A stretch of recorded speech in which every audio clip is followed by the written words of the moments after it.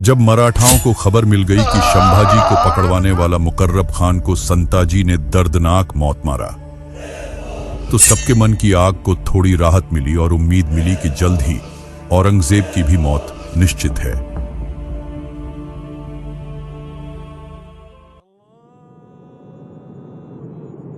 पहले शिवाजी, फिर संभाजी और अब ये संताजी और धनाजी, न जाने अभी कितने और उसके जैसे हैं। या अल्लाह रहम कर कहीं ऐसा न हो आपकी बनाई दुनिया को मैं तबाह करने पर मजबूर हो जाऊं। आलमगीर, मुझे तो अब डर लग रहा है कहीं हम लोगों की कब्र इधर दक्कन में ही न बन जाए। इन मराठाओं को छोड़ो, वापस चलते हैं दिल्ली। औरंगजेब गुस्से से लाल हो जाता है, उस मंत्री के पास जाता है, गुस्से में अपनी तलवार से उसकी गर्दन काट देता है। उसके बाद गुस्से में औरंग अपने सिपाही को आदेश देता है कि बंधी बने हुए रानी येसुबाई और उसके 12 साल का पुत्र शाहू जी को पेश करे।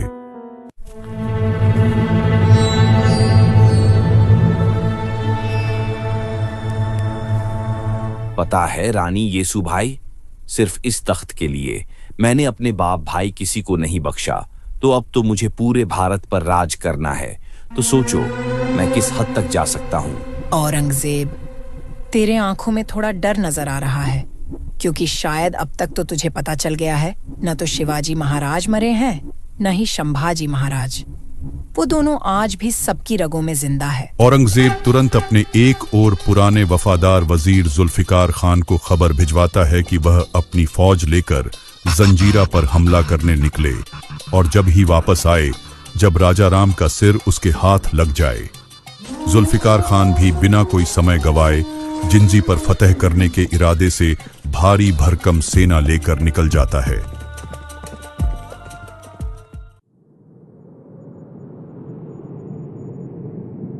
भाभी माँ, दादी और शाहू जी की मुझे चिंता सता रही है।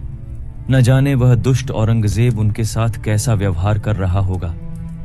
कहीं उनको भी उसने... नहीं महाराज, नहीं, अब नहीं। अगर अब उसने हमारे परिवार के साथ कुछ किया तो मां जगदम्बा की सौगंध, मैं इस बार उन मुगल की नस्ल खत्म करे बिना नहीं रुकूंगा। संताजी, आपकी और धनाजी की तो जितनी तारीफ की जाए उतनी कम है। आपने महाराज संभाजी का बदला लेकर सबके मन में जोश और संतुष्टि भर दी। इधर पूरे 6 महीने का सफर करते हुए आखिरकार जुल्फिकार खान झिंझी के क्षेत्र में प्रवेश कर चुका होता है। झिंझी सिर्फ एक किला नहीं है, यह एक दुर्गम क्षेत्र है जिसमें 3 विशाल पहाड़ शामिल हैं। पश्चिम की ओर का पहाड़ राजगिरी के नाम से जाना जाता है, उत्तर की ओर वाला कृष्णगिरी और दक्षिण की ओर वाला चंद्रायण दुर्ग कहलाता था। यहां किसी बाहरी का सामने से हमला करना कोई आसान बात नहीं था। जुल्फिकार खान सितंबर 1690 के 6ठे महीने में झिंझी के सामने पहुंच तो गया, लेकिन किला पहाड़ी क्षेत्र से घिरे रहने की वजह से सामने से हमला करना मुश्किल था। तो उसे घेराबंदी शुरू करने के लिए उसे तोप के साथ साथ गोला बारूद की भी जरूरत थी, जिसे पहुंचने के इंतजार में काफी समय बीत जाता। भारी प्रयास से उसने तोपखाने का प्रबंधन करने के लिए यूरोपीय लोगों से मदद लेने की सोचा और कुछ सेना के साथ मदद लेने निकल गया।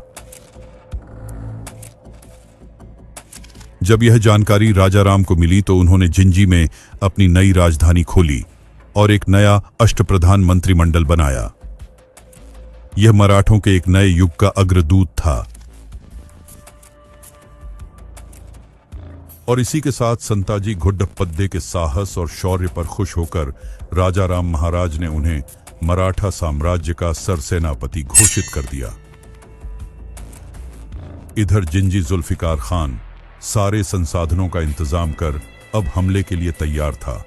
वह 60 तोपों को हमले के लिए तैयार करता है और जुल्फिकार अली खान हमला करने से पहले मराठाओं को आत्मसमर्पण करने की चेतावनी देता है, लेकिन राजा राम महाराज इनकार कर देते हैं और जिसके बाद मुगलों के द्वारा बमबारी शुरू हो जाती है। कई दिनों तक ऐसा चलता है, लेकिन मुगलों को सफलता नहीं मिलती है। झिंझी के बाहर बढ़ते गर्मी के कारण मुगल सेना खड़ी खड़ी बेतहास होने लगी। जुल्फिकार खान को किसी की मदद न मिलने की वजह औरंगजेब को खबर भिजवाता है कि उसको और भारी सेना की आवश्यकता होगी और किले को भेदने के लिए बड़े बड़े हथियार भी साथ भेजे जाएं। औरंगजेब जुल्फिकार खान का संदेश पढ़ता है और तुरंत वह अपने वजीर असद खान, जो जुल्फिकार खान के पिता भी है, और अपने छोटे बेटे मोहम्मद काम बख्श को झिंझी जाने का आदेश देता है। लेकिन औरंगजेब को अभी भी संदेह रहता है, ये लोग कुछ नहीं कर पाएंगे, तो इसी के साथ वह चाल खेलता है। वह 2 मराठी वफादार को बुलाता है और उनसे कहता है, क्या तुम दोनों को राजा बनना है? तो मैं जो कहता हूं वो करो, और जो चाहिए वो मुझसे ले लो। समझ गए आलमगीर। इधर जुल्फिकार के संसाधन कम होते जा रहे थे। वह समझ चुका था यहां मराठाओं से जीतना असंभव है, तो वो कुछ घटते संसाधन की वजह से जींजी को छोड़कर आसपास के क्षेत्र में लूट मार करने निकल जाता है। इन्हीं सब में वर्ष 1691 समाप्त हो जाता है।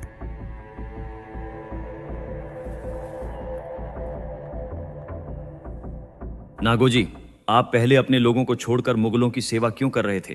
थोड़ी से भी शर्म नहीं आई? माफ कीजिएगा महाराज, हम राह भटक गए थे, लालच में आ गए थे, पर अब पूरी निष्ठा से हम अपने स्वराज्य की सेवा करेंगे। पिताजी, महाराज और भैया का सपना मैं जरूर पूरा करूंगा। अपने पिताजी की ही तरह सबको एक साथ लेकर चलूंगा। संताजी और धनाजी 30,000 सेना के साथ महाराष्ट्र से निकल चुके होंगे। वह दोनों जितनी जल्दी आ जाए हमारे लिए उतना बेहतर है। जिंजी के बाहर असद खान की मदद आ चुकी थी, इसलिए जुल्फिकार खान ने 1692 की शुरुआत में फिर से घेराबंदी का काम शुरू किया। उस समय मराठों के किले पर हमलावरों ने तोपों की फिर से भारी बौछार शुरू कर दी थी। कुछ महीने ऐसे ही बीतने के बाद बारिश का मौसम शुरू हो गया। पूरा देश जलमग्न हो गया, जिसकी वजह से मुगल फिर परेशान होने लगे। जैसे ही बारिश खत्म हुई और मुगलों ने फिर से घेराबंदी की कार्रवाई शुरू की, तब तक महाराष्ट्र से संताजी और धनाजी 30,000 सेना के साथ आए और रास्ते में मुगलों की बनी हुई चौकी पर टूट पड़े।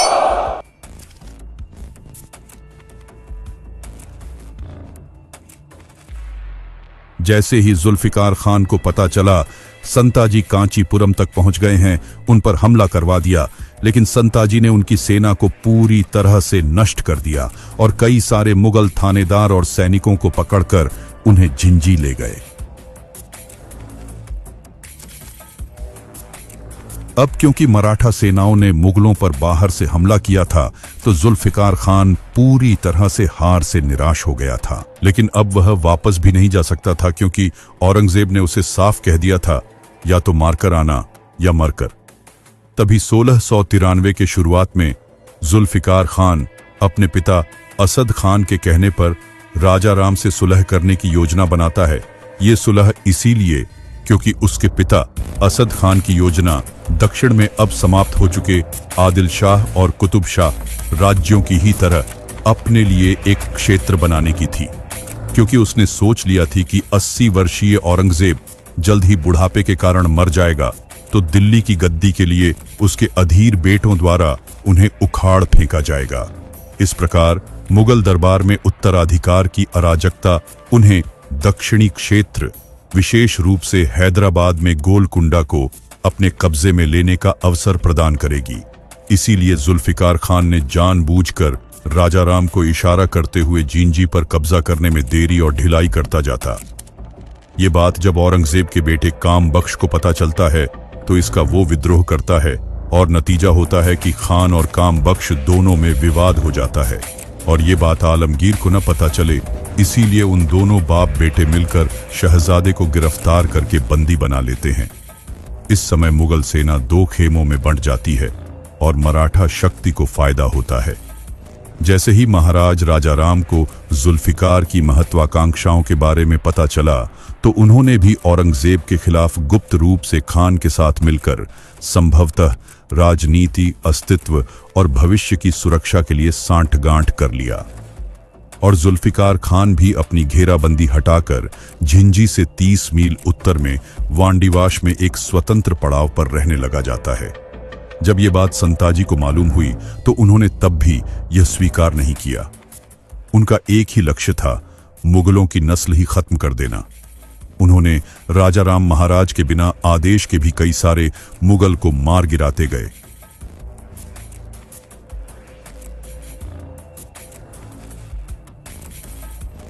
संताजी शुरू से ही कठोर सैन्य अनुशासनवादी और स्वराज्य के कट्टर भक्त थे, जबकि धनाजी का स्वभाव थोड़ा ढीला और टाल मटोल करने वाला था।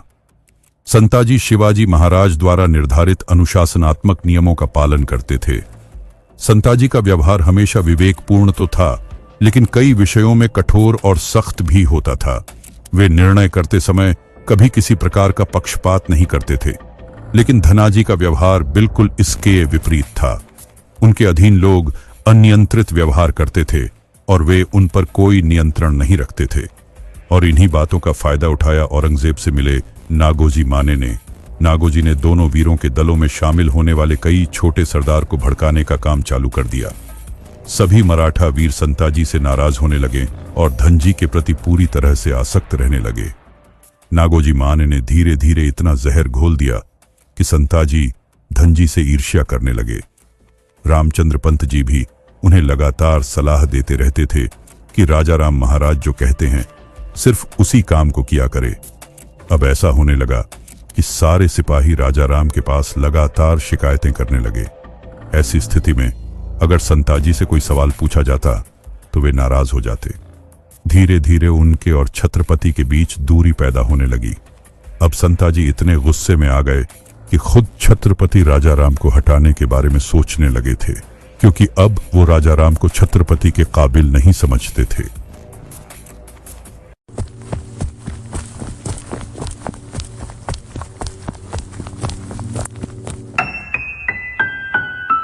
राजा राम धीरे से पत्र खोलते हैं। जैसे जैसे वे पढ़ते हैं उनका चेहरा गंभीर होता जाता है। हाथों में पत्र कांप उठता है। वे धीरे धीरे अपना सिर उठाते हैं और बोलते हैं, मेरी रानी, मेरा परिवार, वे विशालगढ़ में हैं। चारों ओर शत्रु हैं। मैं उन्हें यहां सुरक्षित लाने में असमर्थ हूं। महाराज, हमें कोई रास्ता निकालना होगा। शत्रु हर तरफ घात लगाए बैठे हैं। अचानक राजा राम एक निर्णय लेते हैं। उनकी आंखों में दृढ़ता चमक उठती है। वे बोलते हैं, समुद्र, उन्हें समुद्री मार्ग से लाया जाएगा। समुद्री मार्ग? लेकिन महाराज, यह जोखिम भरा होगा। मुगल और सिद्दी समुद्र पर भी पहरा दिए हुए हैं। जोखिम उठाए बिना विजय संभव नहीं। राजापुर में लिंगो शंकर और विसाजी शंकर प्रभु हैं। उनके पास जहाज हैं। वे इस कार्य के लिए सबसे उपयुक्त हैं।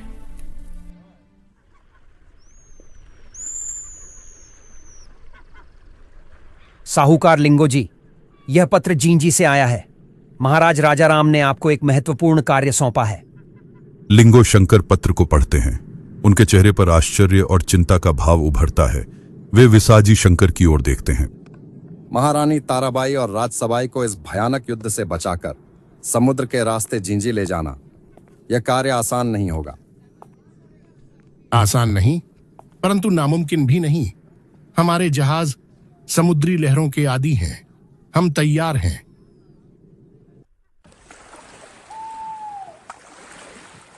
रात का अंधेरा में विशालगढ़ के गुप्त घाट पर महारानी ताराबाई और राजसबाई मराठा सैनिकों के साथ छिपकर खड़ी हैं।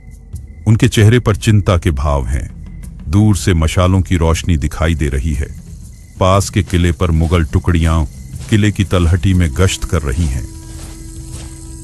महारानी, हमें जल्दी करनी होगी।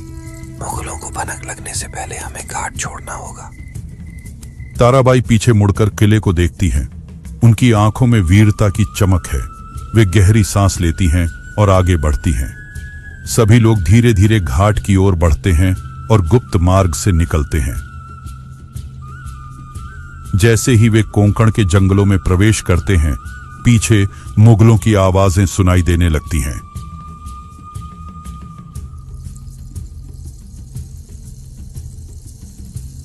एक सैनिक तेजी से आगे बढ़ता है और जंगल की ओर इशारा करता है। महारानी, मुगल सैनिक हमारी ओर बढ़ रहे हैं। हम भागेंगे नहीं। हमें धीरे धीरे छुपते हुए आगे बढ़ते रहना होगा। सभी लोग जंगल में तेजी से आगे बढ़ते हैं। अंततः वे यशवंतगढ़ बंदरगाह पर पहुंचते हैं, जहां जहाज तैयार है। सभी जल्दी जल्दी जहाज में चढ़ते हैं। समुद्र की लहरें जोर से उठ रही हैं। जैसे ही जहाज खुलता है, दूर से मुगल घुड़सवार आते दिखते हैं, लेकिन वे देर कर चुके होते हैं। ताराबाई जहाज के किनारे खड़ी होकर दूर तक फैले समुद्र को देखती है, जहां उनकी नई यात्रा शुरू होने वाली है।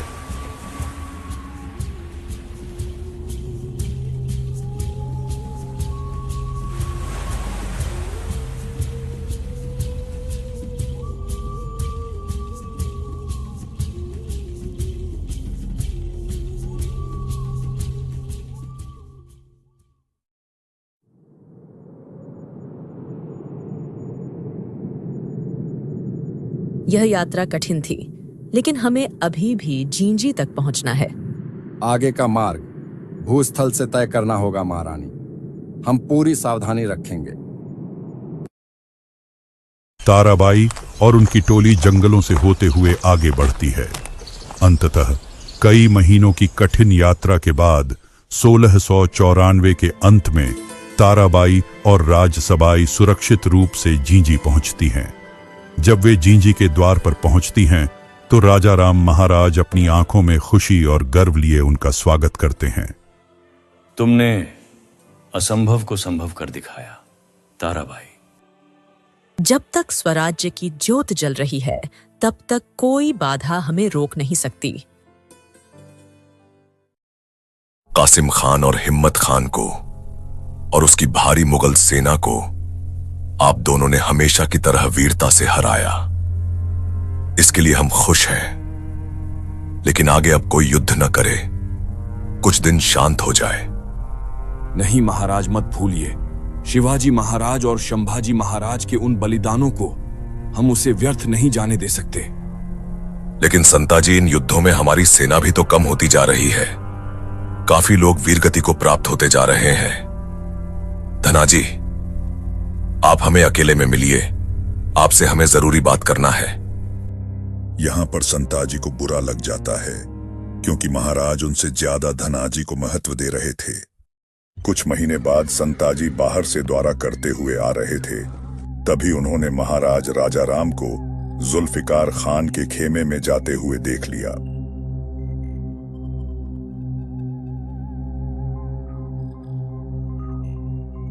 महाराज, आप उस दुष्ट जुल्फिकार खान के पास क्या कर रहे थे? तो अब मैं समझा, इसीलिए आप बार बार मुझे उनके खिलाफ युद्ध करने से रोक रहे थे। आपको बिल्कुल शर्म नहीं आ रही है? संताजी, आप ज्यादा बोल रहे हैं। मैं सिर्फ वहां शांति प्रस्ताव के विषय में गया था। क्षमा महाराज, लेकिन आज आप मेरी सुने। आप सब भले मेरा साथ दे या न दे, मैं अकेले उन मुगलों को खत्म कर दूंगा। मई 1696 के अंत में दरबार में विवाद होने के बाद संताजी 20 से 25 हजार सैनिकों की अपनी बड़ी सेना के साथ जिंजी से बाहर निकल गए।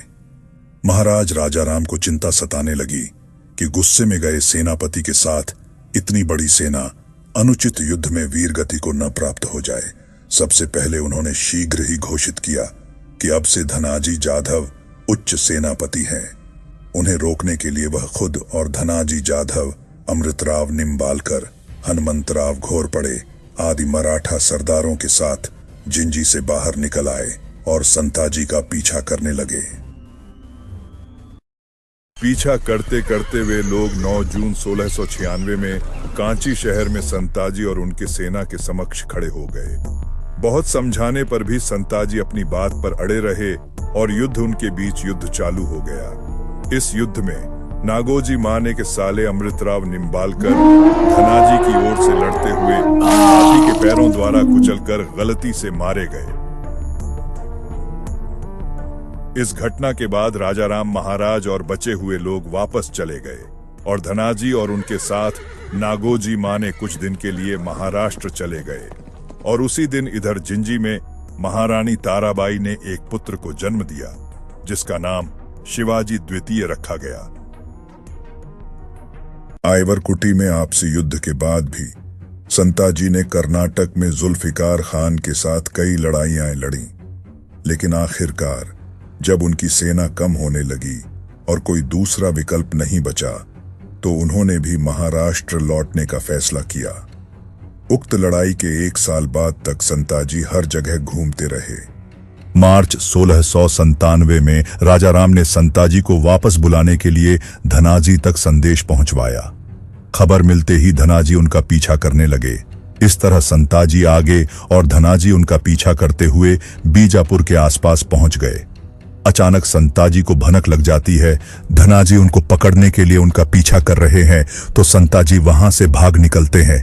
तुरंत धनाजी के सरदार सरलश्कर हनुमंतराव निंबालकर, जो नागोजी के साले हैं, वे पीछा करने के लिए संताजी के पीछे दौड़े। दहीगांव के पास हनुमंतराव ने संताजी पर हमला कर दिया। इस समय संताजी के अधिकतर लोग उन्हें छोड़कर जा चुके थे। इस स्थिति में वह 10-12 सैनिकों के साथ महासवड़ के पास पहुंचे।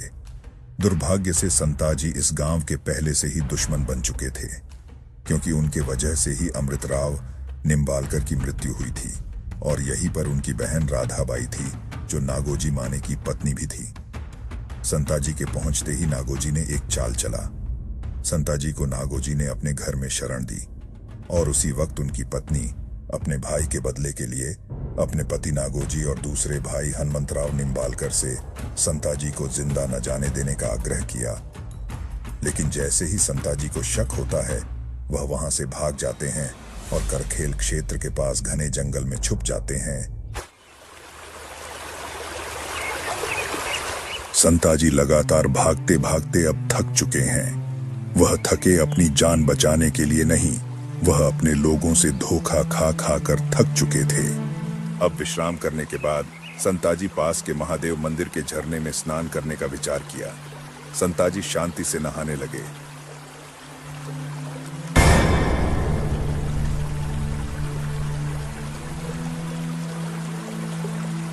अचानक नागोजी आगे आए और उनका सिर धोखे से काट दिया।